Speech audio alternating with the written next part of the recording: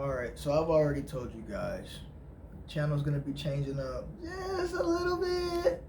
So I got more content when it comes down to me in the garage painting, because I use my garage dual purpose, painting motorcycles, jet skis, whatever, power sports, dirt bikes, whatever, bumpers, fenders, door.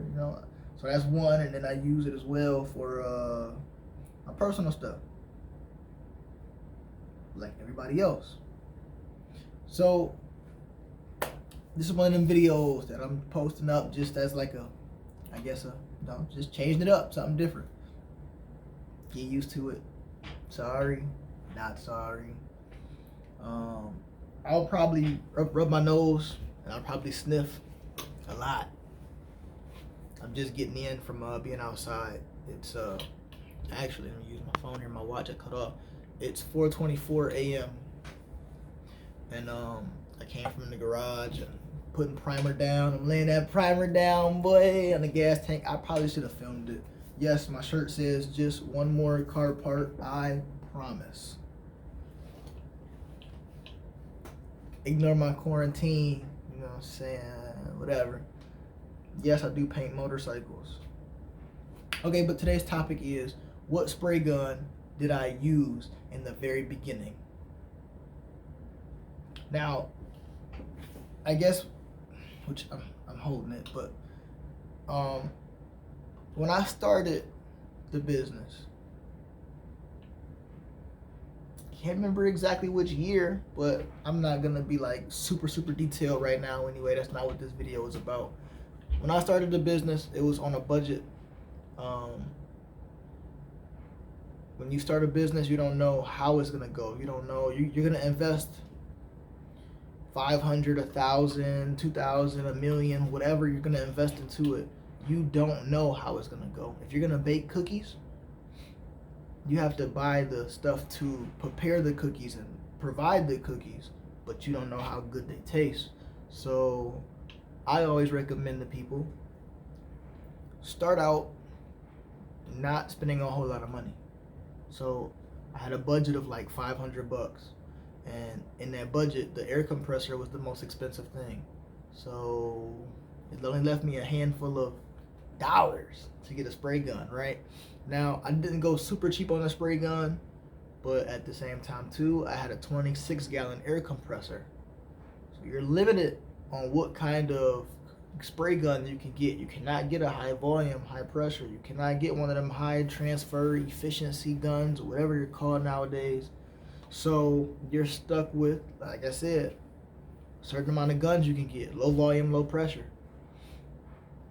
But the next thing is, if you're looking at brands, what brands can you get within the $500 range? If your air compressor, let's say an air compressor costs $200, and you still got to get holes, you still got to get like the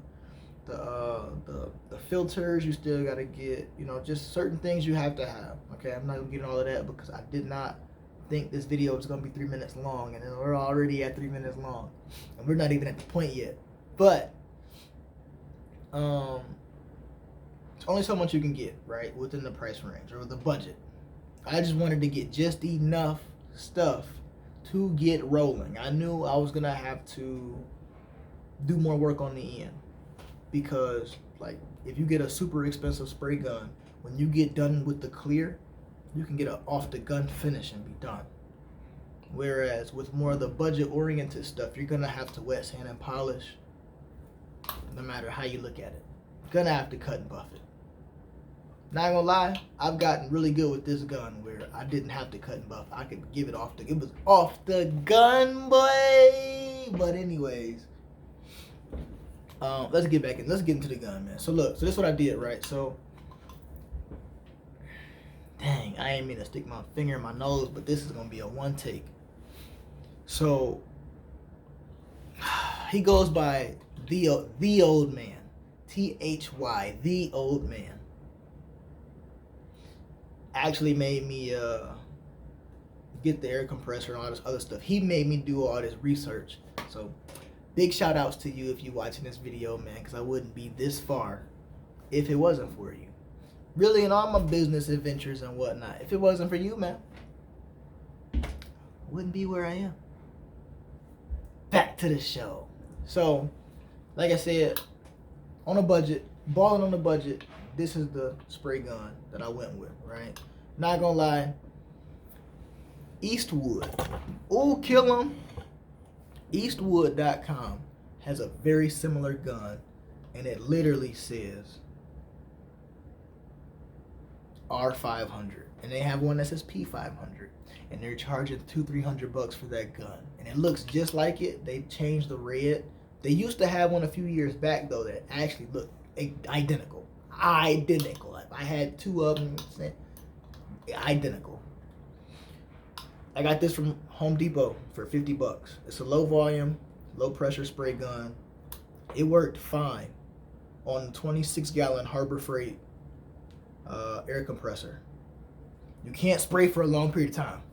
Not gonna sit here and hold you up. If you're painting a full bumper, you got your work cut out for you.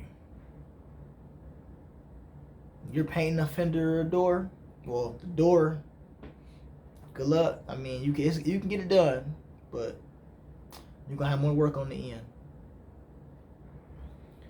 Fender, you can get that one done.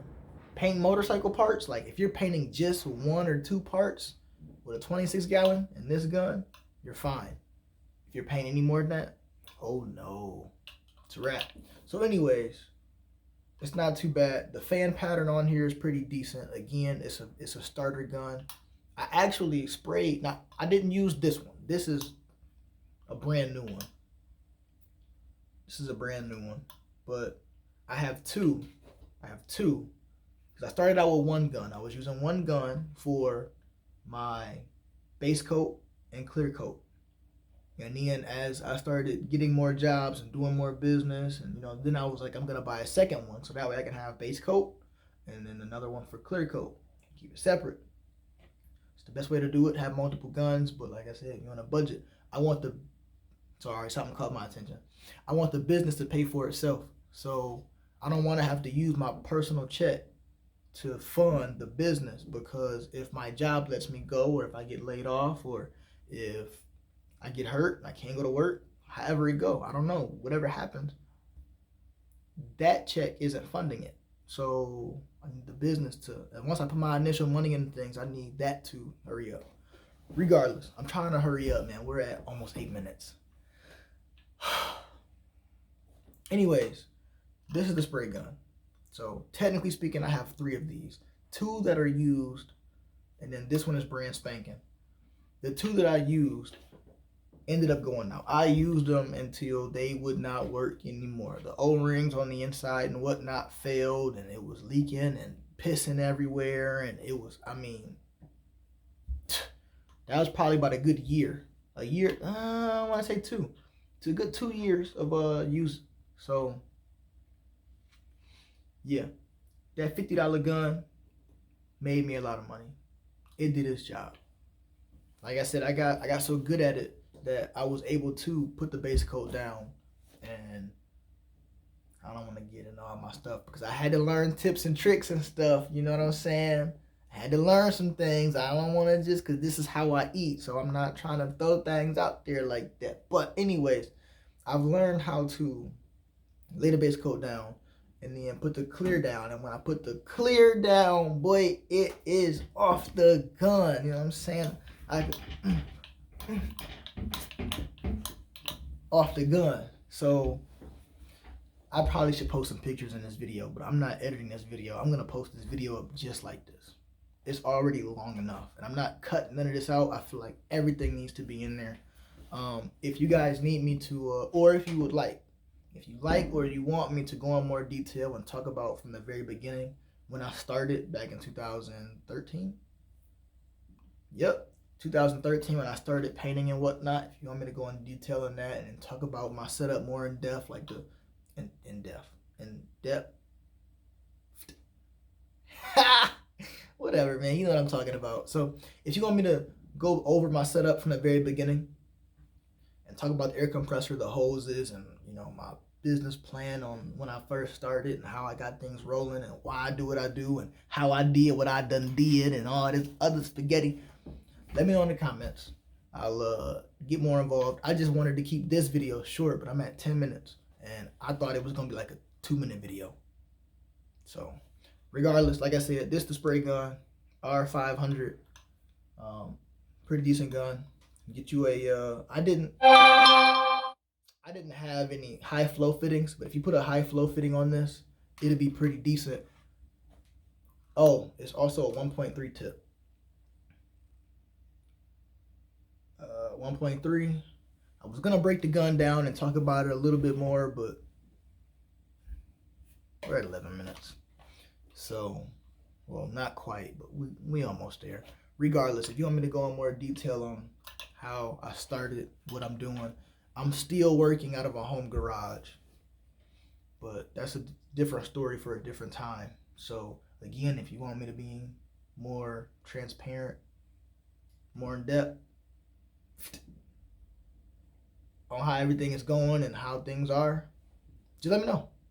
So, all right, I'm about to go, man. It's 11 and 15 seconds, and this video is way too long. So don't forget, I paint motorcycles.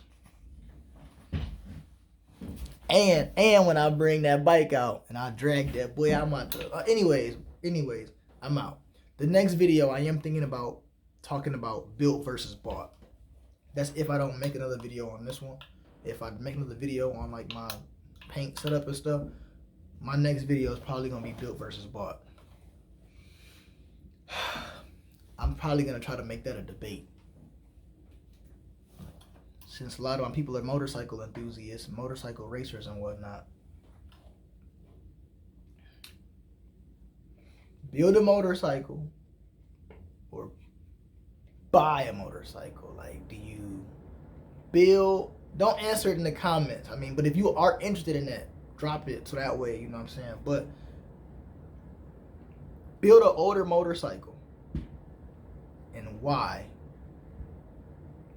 Or buy a newer motorcycle and then do like the basic mods everybody else does, the MR12, the OZ wheels, the Rotobox wheels, the ceramic bearings, the spaghetti tune with the sauce with the little giblets on top, the Drag Max wheels, versus building it. Like building it. Bike made like 130 horsepower when I bought it, and right now it's making 200.